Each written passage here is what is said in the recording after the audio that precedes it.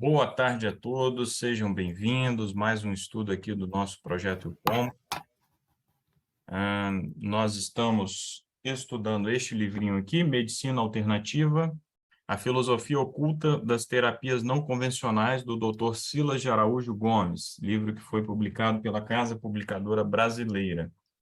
Você que está nos acompanhando pelo YouTube, basta pesquisar aqui no canal que você vai encontrar o primeiro estudo dessa série.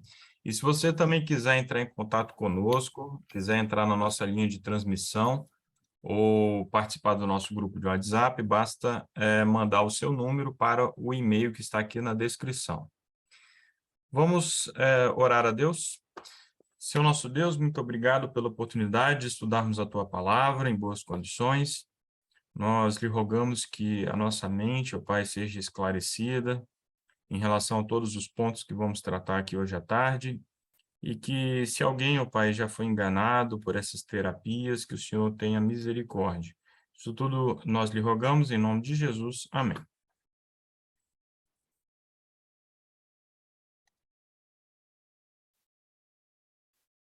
Muito bem, meus irmãos.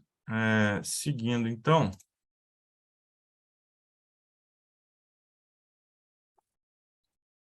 vamos à nossa aqui apresentação. Vamos lá. O texto é o mesmo da semana passada, né? Reforçando, né?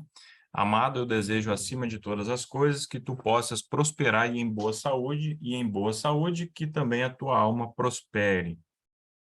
Então, esse é o projeto de Deus para nós, né? Bem, vamos iniciar o estudo aqui falando do vitalismo, né? É possível que você talvez não tenha ainda ouvido essa palavra, mas a filosofia que está envolvida, com certeza sim. Com certeza sim. Bem, o conceito aí de energia universal, né? É o que envolve aí o chamado vitalismo, né? Essa é a base de muitos métodos de diagnóstico e tratamento usados na medicina alternativa, né? Então, você já deve ter ouvido assim, expressões como uma boa energia, vamos energizar, né? Enfim. Eu moro aqui no centro de Vitória e eu estou sempre atento aí quando abre aí algum estabelecimento novo, né? Procuro divulgar para as pessoas porque nós enfrentamos aqui um processo de esvaziamento e sempre estamos atentos assim aos novos estabelecimentos, procuramos incentivar, né? Isso é bom para a economia, é bom para os moradores. E recentemente aí abriu aí um estabelecimento, né? Uma confeitaria lá, enfim. E eu fiquei feliz, né? Tirei foto, gravei um videozinho e depois, quando cheguei em casa, nós fomos pesquisar um pouco mais sobre aquele estabelecimento, sobre a tal confeitaria lá, e descobrimos que a pessoa responsável, ela é adepta aí dessas filosofias e ela procura sempre energizar os bolos, aquilo que ela produz ali e vende na confeitaria, né? Então, a partir dali, já ficou claro que não seria, assim, um estabelecimento que nós, cristãos, iríamos lá consumir os produtos, né? Então, veja como é que isso acaba envolvendo aí não apenas a medicina, mas extrapola, vai muito além, né? Existem várias expressões aí ligadas, né? Força vital, bioenergia, aura, são sempre expressões, assim, que trazem uma conotação mística e, segundo o vitalismo, então, existe um corpo imaterial, invisível, que de uma forma mística se conecta e se relaciona com o corpo físico, né? Pois bem, a ideia do vitalismo, né, se baseia aí na noção dos 7 chakras, né? O corpo humano, então, ele teria esses 7 chakras aí que estão ligados aí a diferentes partes do corpo, né? E a diferentes atividades, né? Atividades ali mais emocionais, atividades mais fisiológicas, né? Como a digestão, questões ali ligadas à sobrevivência, energia sexual, criatividade, conexão espiritual. Enfim, isso vai fundamentar várias terapias, vários tratamentos que estão ligados aí à medicina tradicional lá do Oriente, né? As correntes vitalistas, né, as correntes aí que defendem esses tratamentos, são muito diversas, né, são muito heterogêneas, porém têm em comum um forte vínculo com o misticismo, o panteísmo e o espiritualismo. Então, chama atenção, né, que em relação a isso elas são muito parecidas, né? A única demonstração geralmente visível da eficácia desses métodos são relatos de resultados clínicos por eles obtidos, né? E o autor se furta a cair aí nesse engodo, né? Ele não vai considerar esse tipo de argumento, né? Porque uma ciência não pode se basear nesse tipo de coisa, né? Nos resultados ou nos supostos resultados, né? A atividade científica precisa se basear em métodos, em teorias, em experimentação e daí por diante, né? O vitalismo está muito relacionado ao taoísmo, né? O taoísmo teria surgido ali na China por volta de 500 antes de Cristo por ali, e está relacionado a esse símbolo aqui que é chamado de Qi, né? Que ele é muito conhecido, vocês já devem ter visto, aparece na bandeira da Coreia do Sul, né? É um dueto energético formado por Yin e Yang, né? Uma força impessoal e mística que impulsiona todas as formas de vida, inclusive todas as partes do corpo. A própria ideia da criação, nessa visão taoísta, seria através de forças naturais, né? O Yin e o Yang, né? Não há lugar para um Deus pessoal nessas filosofias, como nós já tínhamos tratado disso no estudo anterior, né? O que entra no corpo no momento do nascimento e sai no momento da morte, né? Então, o que é o equivalente da alma na concepção de alma que tem ali os espíritas e boa parte do mundo cristão, né? Como algo assim etéreo que sai do corpo no momento da morte. Para o taoísmo é o Qi, né? Muito bem. Matéria, corpo e doenças, né? Tanto a matéria, quanto o nosso organismo, quanto as doenças, dizem respeito ao Yin e o Yang, né? Então, quando a pessoa tem uma doença, talvez é um desequilíbrio entre o Yin e o Yang, né? O mal e o bem, né? Então, para que haja um equilíbrio no universo, no corpo, para que haja saúde, tem que ter um equilíbrio dessas duas coisas. A terapia também vai se basear nisso, no Yin e no Yang.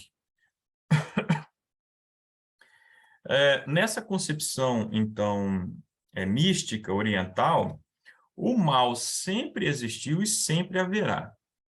E não há problemas com o mal, propriamente dito, né? Eles não querem acabar com o mal, basta apenas equilibrar o mal, né? O mal só não pode se sobrepujar ao bem, enfim, invadir o espaço do bem. Então, é essa a concepção aí, né? E eles devem, então, coexistir, né, de forma harmoniosa e de forma equilibrada, o bem e o mal, em tudo, né? Há uma negação de forças e poderes sobrenaturais. No taoísmo, no budismo, no confucionismo, né, que é uma filosofia muito forte lá na China também, não há noção de céu, de inferno, de Deus, de Satanás, né? Tudo se trata de forças da natureza, né, que de algum modo precisam ser equilibradas, e essas filosofias partem sempre da ideia do autoconhecimento, né, de um entendimento das forças da natureza, da meditação, do equilíbrio, trazem muitos princípios éticos que são bonitos, que nós concordamos, que nós prezamos, né? Por exemplo, o confucionismo valoriza muito o respeito aos mais velhos, a autoridade. Porém, não há lugar para Deus em nada disso. E aqui nós já nos deparamos com um problema muito sério, né? que nós temos uma noção muito forte do grande conflito entre o bem e o mal. E todas essas terapias que nós estamos tratando aqui, que vamos tratar hoje, estão baseadas nessas filosofias orientais e negam, então, a existência dos poderes sobrenaturais, certo? Então, nós cristãos entendemos que, sim, o mal, Satanás, são reais e que isso tudo vai interferir também na nossa saúde, né? Veja, Eva foi tentada a comer ali um fruto proibido, né? Foi tentada pelo próprio Satanás, e desde então a questão, por exemplo, do apetite pervertido, né? Nós procurarmos ingerir alimentos que não deveríamos ingerir, isso é uma causa de doenças muito séria, uma das principais causas, né, de doenças. A gula, né, por exemplo. E isso não parte assim do nada, de uma mera vontade humana, né? Existe um grande conflito, existe a tentação. Satanás, ele está procurando tentar cada um naquilo que é mais fraco, né? Para cada um. Drogas, e daí a gente poderia citar uma série de coisas, né? Por exemplo, problemas emocionais, opressões malignas. Então, notem um ponto de contato entre essa série de estudos e as anteriores que nós tivemos, quando nós estudamos o livro Enganado pela Nova Era, e que lá é dito, né, que o autor lá do livro, né, também foi instruído ali na Nova Era a acreditar que não existe um ser pessoal, né, Satanás, enfim. Então, isso é comum, né, a todos esses enganos aí que, de algum modo, estão conectados com a Nova Era. Bem, essa filosofia energética está se infiltrando até na medicina convencional, né? Isso é bem assustador, né? Particularmente na psicologia, na psicanálise, em praticamente todos os ramos do pensamento filosófico e científico, né? Então, essa noção aí de que não existe propriamente o mal, né? O mal é relativo, a questão é equilibrar as coisas, né? E daí por diante, certo? Bem, olha só o que Ellen White falou a respeito disso tudo, né? Há muitos que se horrorizam ante o pensamento de consultar médiuns espíritas, mas são atraídos por formas mais agradáveis de espiritismo. Tudo isso que nós vamos falar hoje aqui, né? Uma máscara de tratamentos assim naturais, e a gente já viu que isso não se trata de tratamento natural, existe uma separação, uma distinção, né, entre a medicina alternativa e a medicina natural. Mas há essa roupagem, né? Uma valorização muito grande da natureza, até do veganismo, enfim. E, na essência, o espiritismo, né? Aí ela diz ainda, outros são levados ao extravio pelos ensinamentos da ciência cristã e pelo misticismo da teosofia e outras religiões orientais, né? Está em Profetas e Reis, página 210. Na página 211, ela diz o seguinte, os apóstolos de quase todas as formas de espiritismo sustentam possuir poder para curar. É algo muito forte. Lembre-se do que Jesus disse, né? Que no dia do juízo alguns vão argumentar isso, mas Senhor, em teu nome nós curamos, expulsamos demônios, né? Realizamos milagres, né? Satanás tem o poder de realizar milagres, né? Nós sabemos perfeitamente disso. Eles atribuem este poder à eletricidade, ao magnetismo, aos assim chamados remédios de simpatia ou a forças latentes contidas na mente do homem, né? Essa coisa de você buscar o autoconhecimento para você supostamente buscar a divindade que está dentro de você, forças que estão lá contidas na mente, que precisam ser liberadas, né? A gente vai falar daqui a pouco do poder ilimitado da mente, né? Enfim.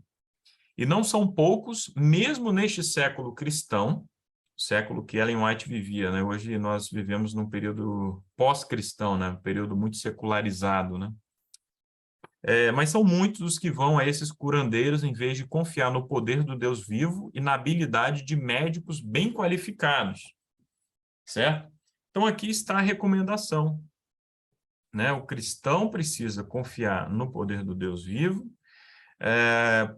precisa praticar medicina preventiva, né, a partir dos 8 remédios naturais que nós vimos no estudo passado, E quando, sim, precisar de um atendimento especializado, precisa ir a médicos bem qualificados, que não é o caso desses terapeutas, dessas pessoas que praticam essa medicina alternativa aqui. Muito bem, então, na sequência, né, com relação direta com o vitalismo, nós temos a acupuntura, né? Muito difundida, muito popular, mesmo entre cristãos, né? De todos os ramos aí da medicina alternativa, provavelmente seja a que mais ganhou aceitação aí, né? Entre as pessoas. Bem, aí nós temos o objetivo, né, da acupuntura, né? Qual é o objetivo da acupuntura? Restabelecer o equilíbrio da energia vital, o Qi, né? Então, entende-se que, por algum motivo, houve um desequilíbrio ali entre do Yin e do Yang, e a acupuntura, então, vai buscar restabelecer esse equilíbrio. Isso vai se dar como? Né? Por meio do estímulo de pequenos pontos na superfície da pele, né? Buscando-se, assim, levar o corpo ao seu estado ideal, né? Então, veja aí quantas doenças são tratadas aí pela acupuntura, né? Ou supostamente tratadas, né? Bronquites, hipertensão, tuberculose, cirrose hepática, esquizofrenia, veja que coisa, surdez e até impotência, né? São tratados aí, todos esses problemas aí são tratados por meio da acupuntura, né? Imagina a pessoa acreditar que é um esquizofrênico, então vai ser tratado, eventualmente até curado, né? Com algumas agulhinhas ali espetadas no corpo, né? Os fundamentos da acupuntura estão ali no conhecimento da anatomia sutil dos 12 meridianos, né? O corpo teria 12 meridianos, e dos pontos acupunturais, né?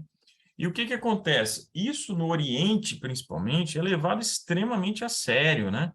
Os cursos de acupuntura, cursos superiores, existem universidades que têm esses cursos, até com mestrado, doutorado, e o curso é um curso extenso, dura ali cerca de 6 anos.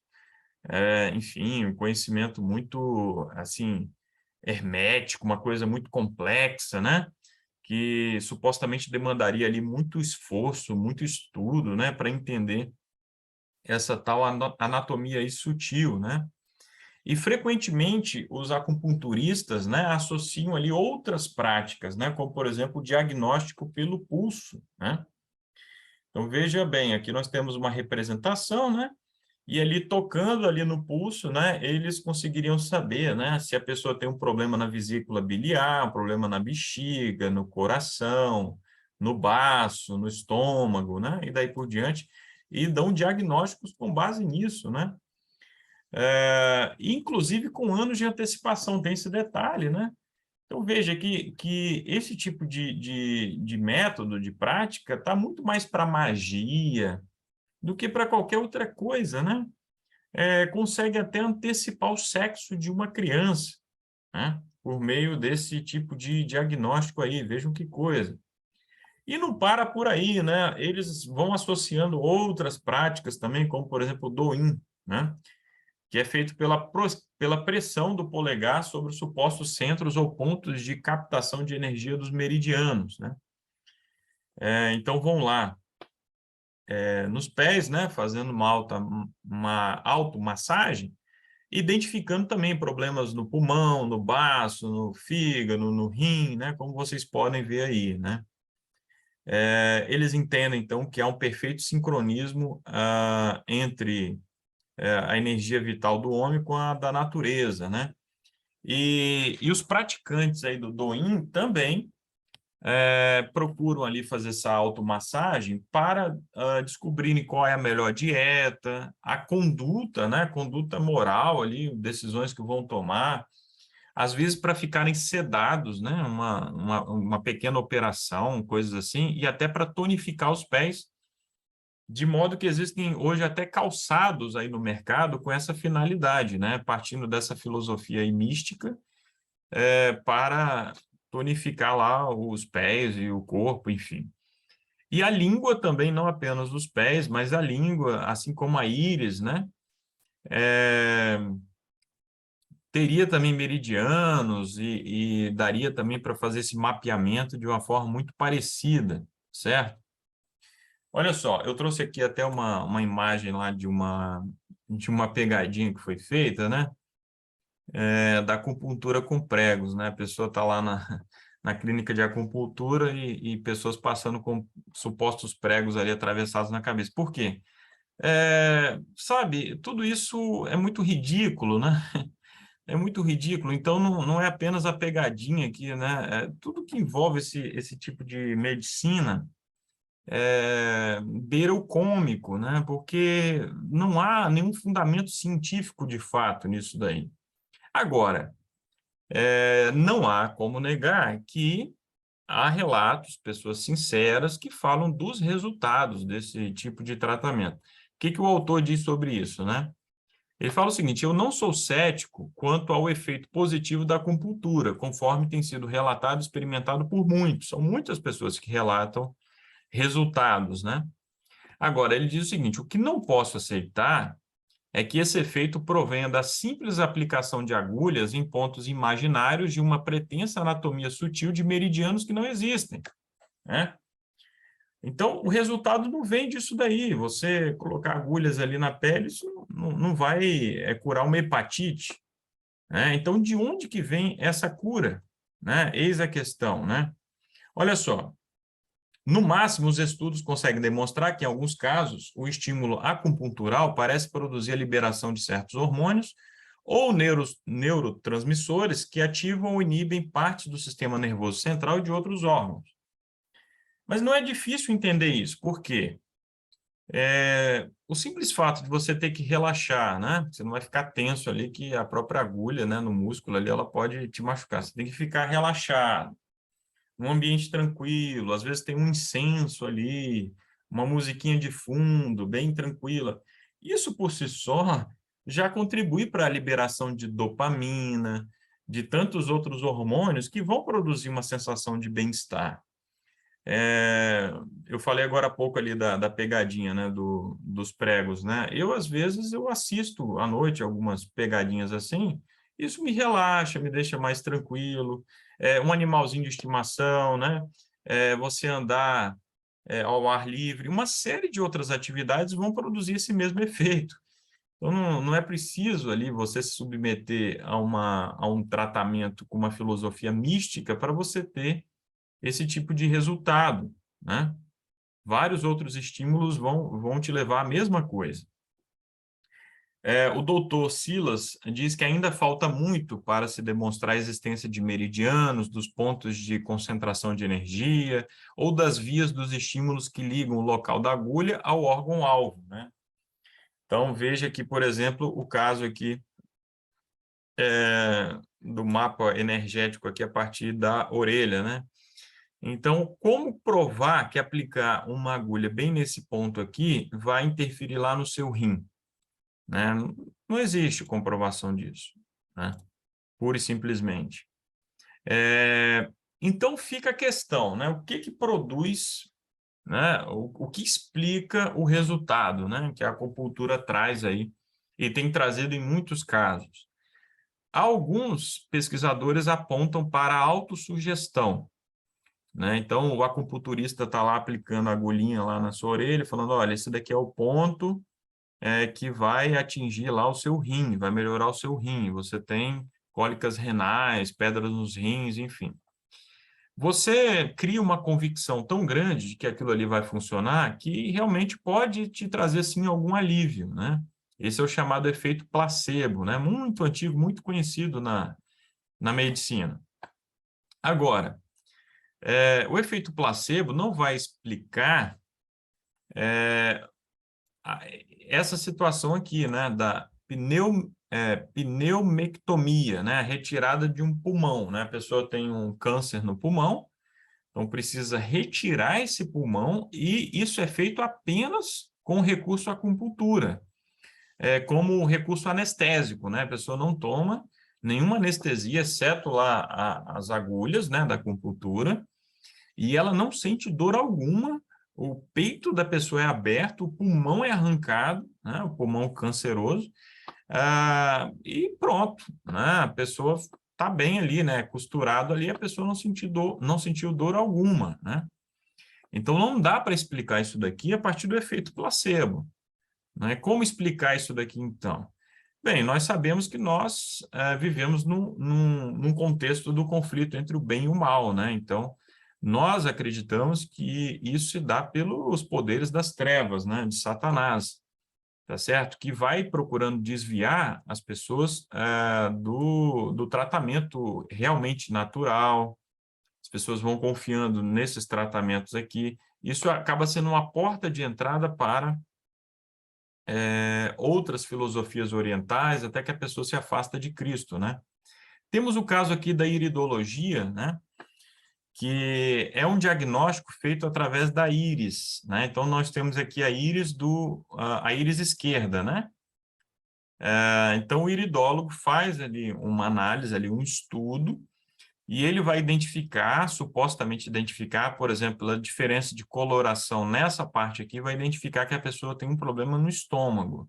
Então, os sintomas que a pessoa tem diz respeito ali a uma gastrite, por exemplo. Bem, eles apelam até mesmo a um argumento supostamente cristão, né? Vão a esse texto ali de Mateus 6:22.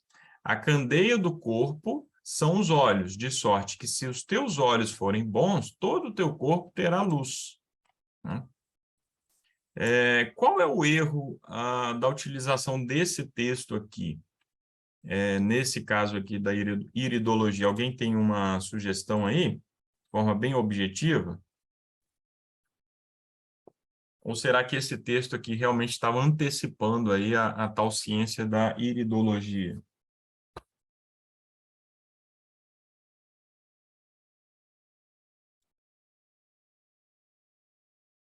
Alguém?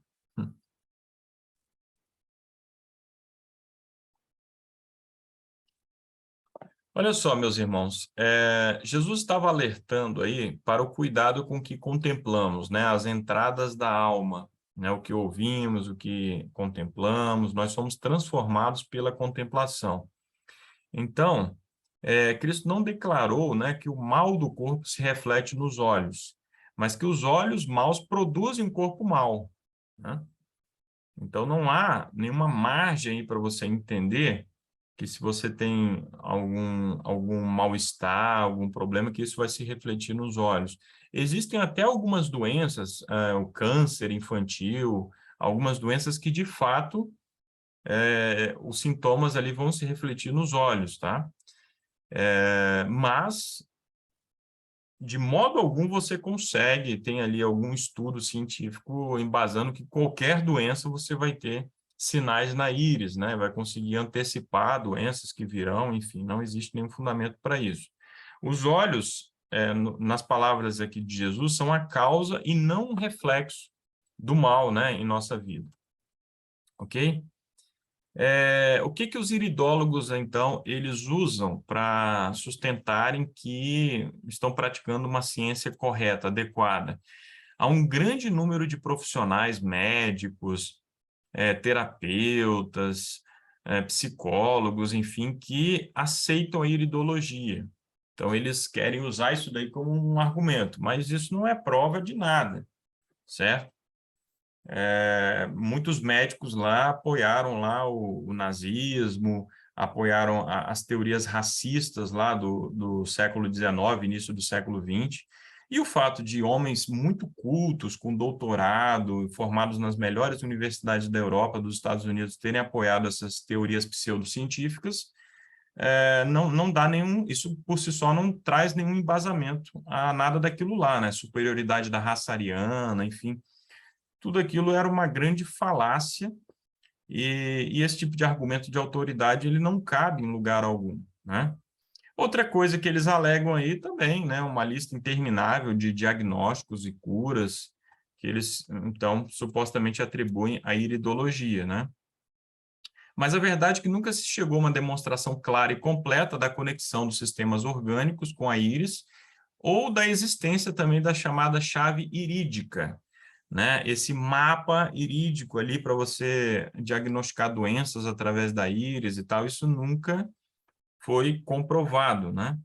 E a iridologia se baseia nessa tal chave irídica, né? Mas não há nenhuma comprovação disso.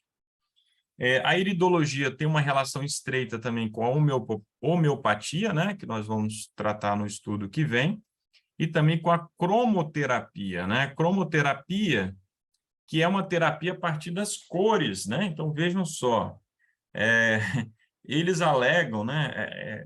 Parece uma piada, né? Mas uma piada de mau gosto. Que até o câncer, por exemplo, poderia ser curado pelas cores verde e violeta. Então, a pessoa tem câncer, ela fica lá num ambiente assim, numa câmara escura, e uma cor verde e uma cor violeta muito intensa, e aquilo ali vai curar a pessoa do câncer. A tuberculose seria curada pela cor amarela e assim sucessivamente. Eles têm todo uma lista, né, ali apontando as doenças e as cores que podem curar as pessoas ali. E até distúrbios mentais e problemas espirituais também seriam curados pelas cores. Então tem essa ligação da cromoterapia com a iridologia, né? Para os ocultistas, a vida é uma essência que atua nas formas físicas, mentais, astrais e cósmicas, né? Ela pode ser aperfeiçoada pelo indivíduo. É sempre o indivíduo, né? Não há um Deus, não há Deus, um Deus pessoal envolvido em nada disso daqui, né? Tanto a saúde quanto a doença dependeriam de boas e más vibrações, né? É assim que eles entendem, né? E até a coluna vertebral, vejam que coisa, né? A coluna não seria simplesmente aquilo que nós entendemos, a função que ela tem na nossa saúde, ali na nossa vida. A coluna vertebral é chamada de coluna de luz e som, né? Então, ela teria uma ligação, como vocês estão vendo aqui nessa representação, com a absorção da luz e a absorção do som também. Pode falar, irmã Inês? Inês, levantou a mão, pode falar. Inês? Tá me ouvindo agora? Sim, agora estou ouvindo. Ah, tá bom. Eu não sei mexer com isso aqui ainda direito, não. Boa tarde aí para os irmãos. Boa tarde. É um assunto bem complexo, né? Mas eu gosto da gente aprender.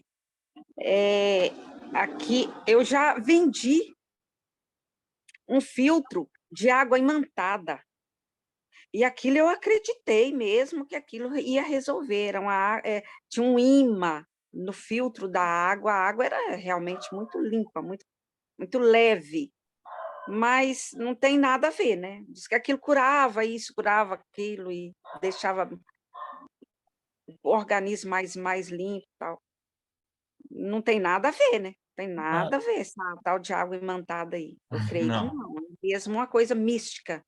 é, Mas, e aquele quando a gente vai no dentista, e eles colocam uma luzinha vermelha no dente da gente. Não bem, sei se eu fui no dentista há pouco tempo, aham, e não é a primeira vez, já ocorreu outras vezes. Não, mas é o infravermelho, é diferente a função dele. Geralmente é para acelerar a secagem de uma resina, de uma amálgama, alguma coisa assim, entendeu? é. E o dentista também ele precisa de uma luz intensa para ele identificar melhor, né? Coisas pequenas ali, o início de uma Mas não é cárie. no caso dessa, Rafa. Eu sei, a luz que ela está falando é um infravermelho mesmo. É porque ele acelera o secamento, é o endurecimento dos materiais que ele utiliza. Por exemplo, se ela for fazer uma Uhum. restauração, Sim, né, ele utiliza uma resina ali para tampar o buraco que foi feito e tal. Então, aquela luz em cima, ele faz acelerar o secagem. endurecimento do material, entendeu? Não Perfeito. é terapêutico. Isso, isso. É totalmente Porque é diferente. uma coisinha, eles deixam ali nem 5 minutos, né? Aham, E, ali já deu certo, já funcionou. Agora é perfeito. interessante como que essa luzinha, que é a luzinha vermelha, faz secar, né? Uhum.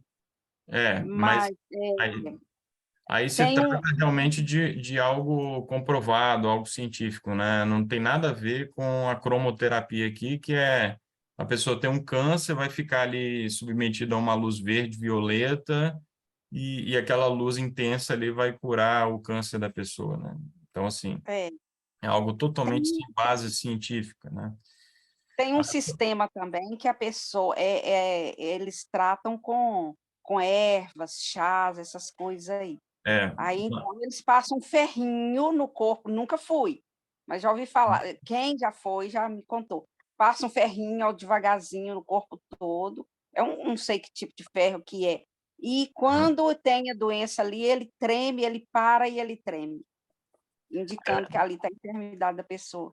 Também não tem nada a ver, né? não, é uma prática mística também. Na semana que vem nós vamos falar rapidamente, vamos dar uma visão, né, lá da questão dos tratamentos fitoterápicos, né, e que estão relacionados a esse misticismo, né?